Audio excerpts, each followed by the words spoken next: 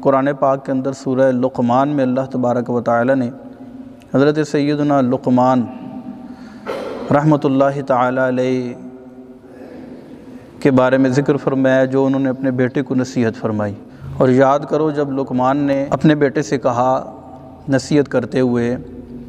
یا بنیا، اے میرے بچے، اے میرے بیٹے، لا تشرک باللہ، اللہ کے ساتھ کسی کو شریک نہ ٹھہرانا، ان الشرک لظلم عظیم، بے شک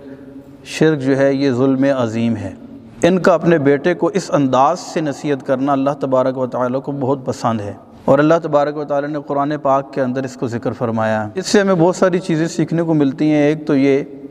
کہ جب اپنے بچے کو نصیحت کریں تو انتہائی مشفقانہ انداز اور پیار بھرے انداز سے نصیحت کی جائے، جیسے کہ آپ نے اپنے بچے کو یا بنیا، اے میرے بیٹے کہہ کر کہا کہ لا تشرک باللہ، اللہ کے ساتھ کسی کو شریک نہیں ٹھہرانا۔ تو جب بھی بچے سے بات کی جائے، بچے کو نصیحت کی جائے، تو اسے انتہائی پیار بھرے انداز میں، مشفقانہ انداز میں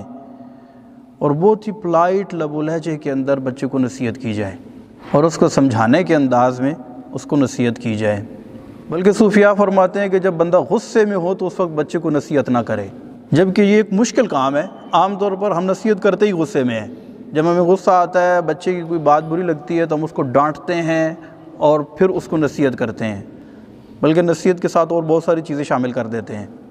جبکہ غصے کے وقت نصیحت کرنا بچے پر غلط تاثر قائم کرتا ہے۔ مثال کے طور پر غصے میں جب ہم نصیحت کرتے ہیں تو ہماری آواز بلند ہو جاتی ہے، تو اس بلند آواز سے بچہ غلط تاثر